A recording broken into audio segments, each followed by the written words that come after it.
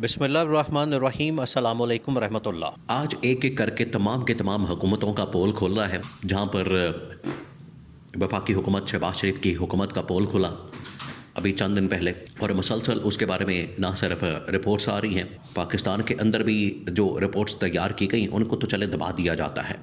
पाकिस्तान के अंदर जितने सर्वेस आते हैं, रिपोर्ट्स आती हैं, इस हवाले से जितने पब्लिक सर्विस किए जाते हैं मुख्तलिफ इदारों की जानिब से, वो चाहे प्राइवेट इदारे हों या फिर गवर्नमेंट के इदारे, और उसमें भी इस्टेब्लिशमेंट की जानिब से अगर पल्स मालूम की जाती है तो उसमें वक्ती तौर पर तो उनको दबा दिया जाता है, अंडर द कारपेट फेंक दिया जाता है। लेकिन जो इंटरनेशनल लेवल के ऊपर इदारे ऑपरेट करते हैं उनकी रिपोर्ट्स को आप दबा नहीं सकते, उनको आप अंडर द कारपेट फेंक नहीं सकते। वो तो दुनिया के अंदर वायरल हो जाती है, दुनिया के अंदर वो सामने आ जाती हैं, और उसमें बड़े बड़े इदारों की जो रिपोर्ट्स सामने आई हैं उसमें कॉमनवेल्थ, यूरोपीय यूनियन, कॉमनवेल्थ और यूरोपीय यूनियन ने जो 8 फरवरी को टाका मारा गया उसके ऊपर उन्होंने पूरी रिपोर्ट तैयार की है। एक ये बात हो गई, चले इनकी गवर्नमेंट जैसे तैसे करके बन गई फॉर्म 47 के ऊपर जाली तरीके से मैंडेट चोरी करके। बाद में जो इन्होंने काम डाला, तरमीम करके, ह्यूमन राइट्स की धज्जियाँ उड़ा के, अदलिया मीडिया की आज़ादी को तबाह बर्बाद करके, इसके ऊपर फिर इकोनॉमिक परफॉर्मेंस के ऊपर भी IMF वर्ल्ड बैंक ने इकोनॉमिक परफॉर्मेंस के ऊपर इनकी क्लास ली, और अक़वाम मुत्तहिदा ने बाकी जो मामलात हैं, तरमीम, ह्यूमन राइट्स, इनके ऊपर जो है इनको उड़ा के रख दिया।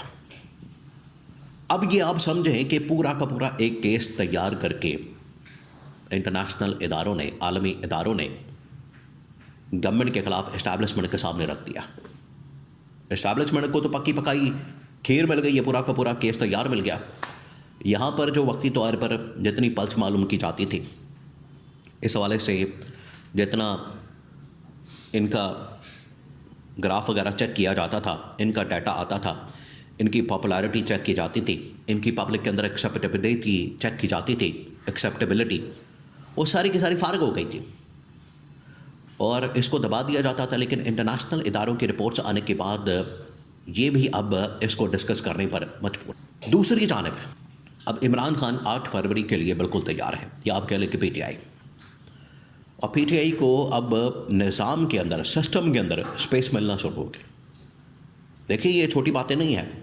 आप ज़रा इमेजिन करें कि आज से 3-4 महीने पहले जहाँ पर PTI को एहतजाज करने की परमिशन नहीं मिलती थी, बाहर सड़कों पर आने की परमिशन नहीं मिलती थी, इनको बाहर प्रोटेस्ट करने की परमिशन नहीं मिलती थी, आज सुहेल अफरीदी बतौर वज़ीर आला खैबर पख्तूनख्वा ना सिर्फ पंजाब का दौरा करता है बल्कि उसके बाद वो सिंध का दौरा करता है। और इसी तरीके से पिछले 6 महीनों से जो मसला पेंडिंग था, महमूद खान अचकज़ई की अपॉइंटमेंट बतौर अपोजिशन लीडर, और उसके बाद अल्लामा नासिर अब्बास की सेनेट के अंदर अपोजिशन लीडर के तौर पर तैनाती, ये भी सारा अमल मुकम्मल हो गया।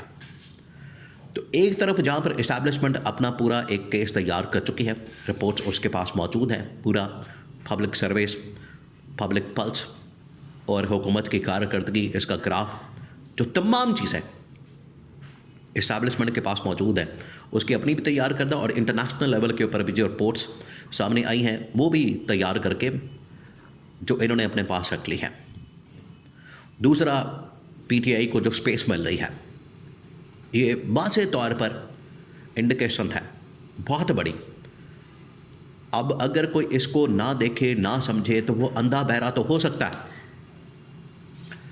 लेकिन पाकिस्तान का बच्चा बच्चा अब इस बात को जानता है, वो इस चीज़ को समझ चुका है कि ये जो डेवलपमेंट्स हो रही है ये इत्तेफाक नहीं है, बल्कि बाय डिज़ाइन, बाय चॉइस, और बड़े ही एक प्लान के साथ ये सब कुछ किया जा रहा है।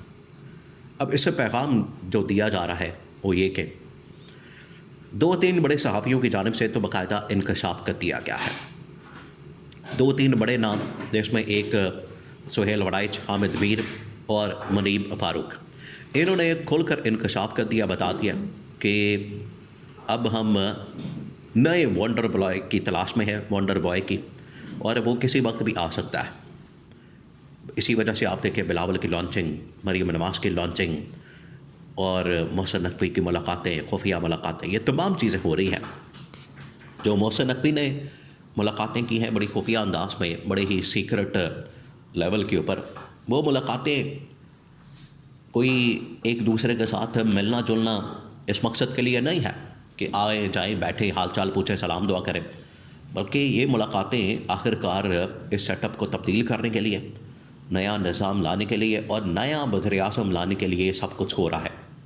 क्योंकि ये वाला वज़ीर आज़म मुकम्मल तौर पर नाकाम हो चुका है। इसी के सामने ही इस्टेब्लिशमेंट ने यह भी रिपोर्ट रखी है कि आप पिछले 3 सालों में, 3.5 सालों में ₹1 की इन्वेस्टमेंट नहीं लेकर आए, और आज मोहम्मद बिन सलमान इंडिया के अंदर बैठ के मोदी के साथ एग्रीमेंट कर रहा, मुआहदा कर रहा है अरबों डॉलर्स की इन्वेस्टमेंट का। इसी तरह से यूएई, इसी तरह से मोहम्मद बिन सलमान। तो आप जिस मकसद के लिए आए थे, आप तो वो मकसद पूरा नहीं कर सके। आपको जिस मकसद के लिए लाया गया था, आप तो वो मकसद पूरा नहीं कर सके। आप वो टारगेट अचीव नहीं कर सके। ना आपने वो टारगेट अचीव किया, ना वो मकसद आपने पूरा किया।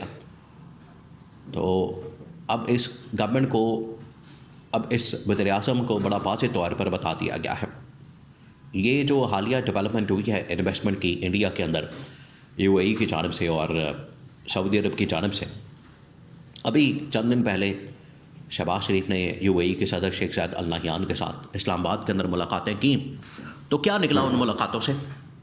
कुछ हासिल वसूल हुआ? उसमें से कुछ फ़ायदा हुआ? उससे इनको कुछ मिला? नहीं मिला।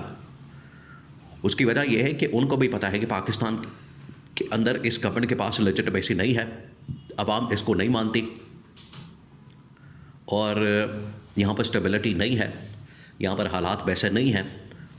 तो ये तमाम के तमाम फैक्टर्स जो आपको बताए हैं, इनको आप मिलाएं, इकट्ठा करें, इनको आप जमा करें, तो आपको अंदाज़ा हो जाएगा, आपको पता चल जाएगा कि मुल्क किस डायरेक्शन में जा रहा है, और इसका जो कमांडर है या इसका जो कैप्टन है या इसको जो चलाने वाला है वज़ीर आज़म, उसकी नाकामी की वजह से पूरे पाकिस्तान को ये खमियाजा भुगतना पड़ा है।